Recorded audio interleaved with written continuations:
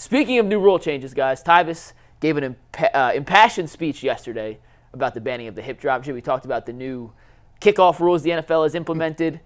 Looking at the Browns roster, top to bottom, which player do you think benefits the most from these new rule changes? G, start us off. Hines. He's one of the three guys I had listed. Hines 57. You know what it is, man? That secret sauce. AK. If you build a T-shirt on that, just give me 25%. I don't need all that. Hines 57. Yeah, that Hines 57 sauce. You know what it is. Hey, I'm gonna tell you what. He's gonna get an opportunity, and it seems like the Browns had some inside info on this, some insider trading. Because I was confused when they signed him, because I was like, well, he's more of a special teams guy. Mm-hmm. He's more of a guy like, you know what I'm saying. But kickoffs, and then lo and behold, kickoffs is back in the game. And you got a guy that is one of the better guys in the league at doing it. And I think this is what's great about competition and diversity. The NFL basically looked at what the XFL was doing and said, man, you know what, that might actually work. And instead of them having to come up with different changes themselves, they get to see the way it looks like with actual professional players. Yeah. With guys who are the same speed and size and the same width and length of the field. And I commend them for saying, you know what, let's bring this play back into the fold. And it's a one-year trial. If it doesn't work, we go back to the old kickoff rules in 2025. So I'm all for it. I think it should be fun. Tyvis, who do you think benefits most from these NFL rule changes? David Njoku. David Njoku benefits the most from this hip drop thing the most because – first of all, David Njoku is a very strong guy from doing his workouts. I understand why. I thought you meant for the kickoff. No, he said rule. No, he could be any of the rules. I was like, look at him. He got more intel. David Njoku returning punts. This could be any of the rule changes. Who benefits the most? Which Browns player benefit most from new rules? Okay. So I was going hip drop because if the hip drop tackle, obviously David Njoku is a very physical guy. And the only way you could bring him down is pretty much rapping and rolling. And if you can't drop your weight anymore, those DBs is really going to struggle with trying to guard him if he does catch his over routes or slant routes. For example, right there, is that you see this? Like what? Yeah. So is that a penalty in the new NFL? That's my point. You see how you don't know? See what I'm saying? So that's why they shouldn't even did nothing like that. But I'm not going to go back into that. But that right, he benefits the most from the hip drop, the ban of the hip drop tackle. So it's funny. Njoku was 1 for me. Hines was 2. So I'll give you my third answer. It's the guy we just talked about, Nick Chubb. When he does come back, and if he is healthy, he was already damn near impossible to take down by linebackers, defensive linemen, and defensive backs. If he gets into the open field, you're eliminating, to Tyvis' point with the hip drop tackle, ways for smaller defenders to try and get Nick Chubb to the ground. When he gets in open space, especially when they run some of these outside zones, which we saw Jerome Ford do later in the season, and I'm not quite sure how they'll scheme these up from an offensive line standpoint with Callahan out and Andy Dickerson in, but I assume it'll still be a staple of their playbook. I'm not quite sure what defensive backs are supposed to do when 24 is coming at them in the open field, which brings me to my next point, which kind of scares me, and I'm curious what you guys think. Don't get mad at me. I'm just asking this question. I don't know the answer. Please don't get mad. You can't hit high on running backs anymore, or anybody. You can't hip drop. Are we going to see dudes go low again? Like, is that the only thing they're allowed to do? And is that going to open up offensive players to the potential of another Nick Chubb situation again? Is that an unintended consequence of this new rule? Well, first of all, David Njoku and Nick Chubb, if I don't care who you are, you're going low, you're tackling low. First of all, anybody, period, you should be tackling lower anyways, because you're taught to go eyes to the thighs. So you're always aiming for the thighs. The little check mark on the pants. You want to put your eyes through that, put your shoulder blade through that, wrap, lift, and tackle like that. That's how you're supposed to tackle anyways. Tackling is still going to be tackling.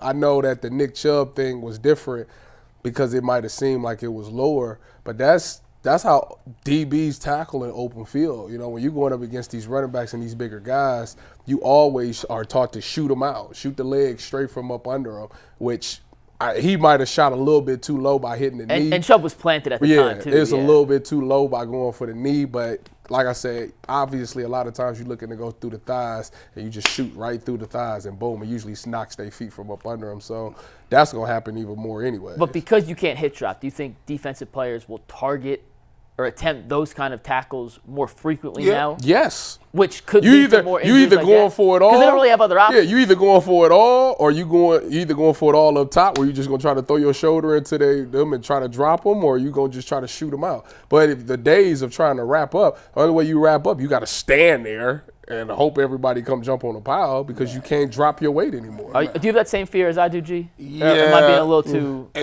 pessimistic here? And my fear is also, too, that as the season starts and they're going to try to explain this type of rule, that they're going to be, saying hip drop.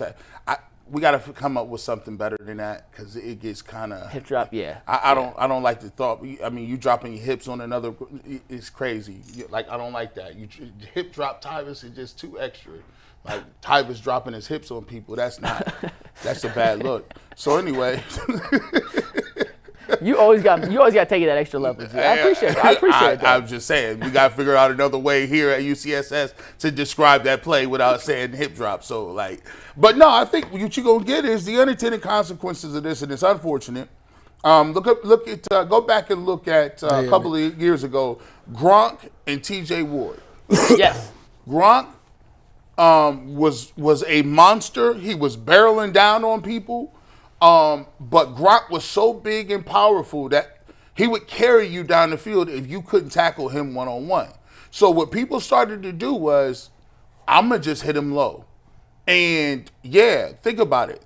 They talk about defensive players all the time. The one hit that you don't see with defensive players is the throw down the seam and they hit the guy low while they're catching the ball.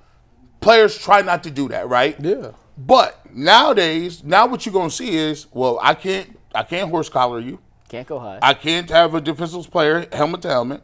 I can't hit you with the crown of my helmet.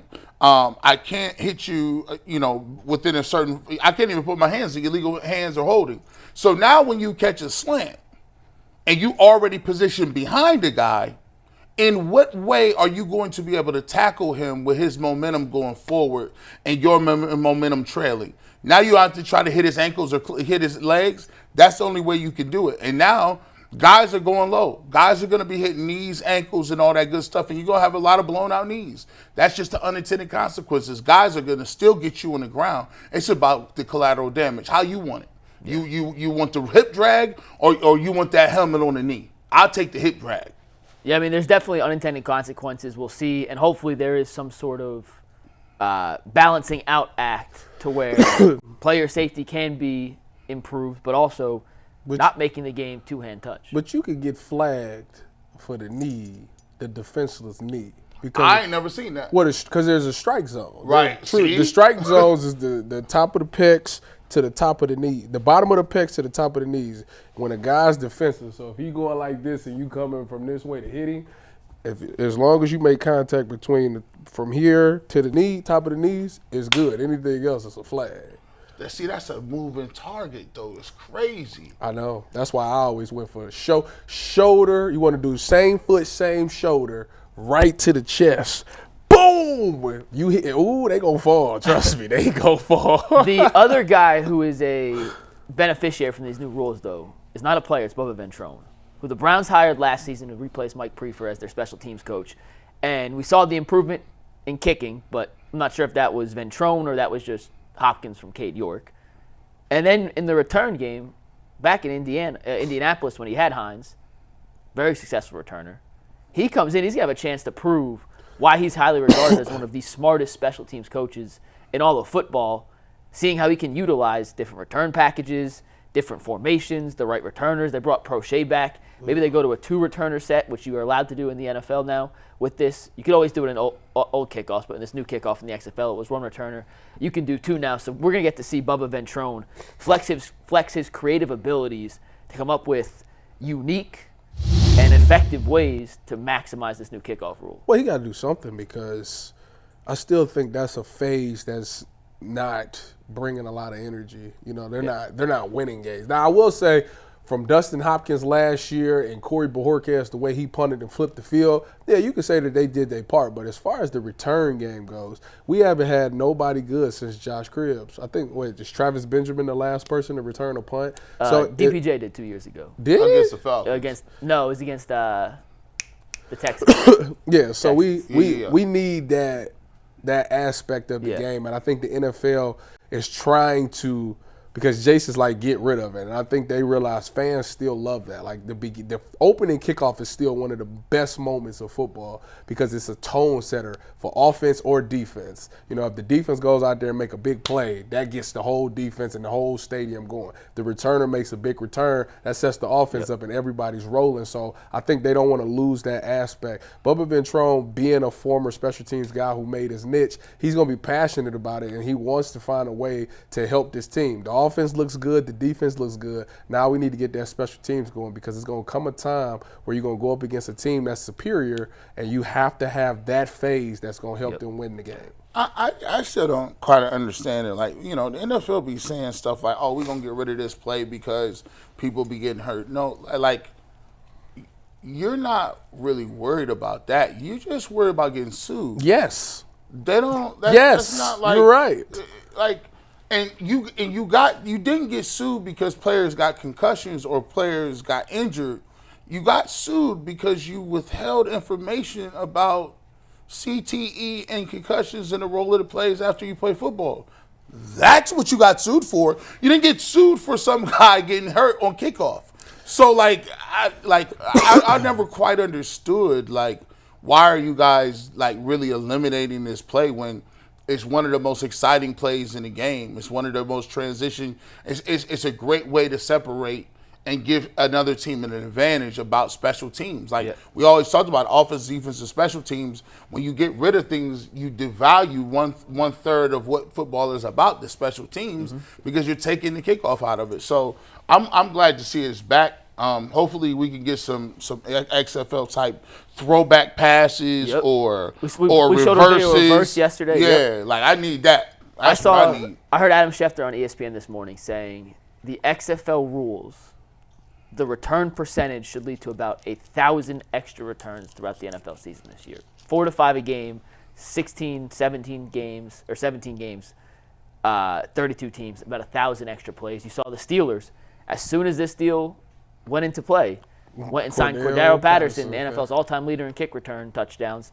The Browns, Bubba Ventrone was regarded as a top 5 special teams coach. If any team is positioned to take advantage of this new rule, it is Cleveland with a guy with Ventrone.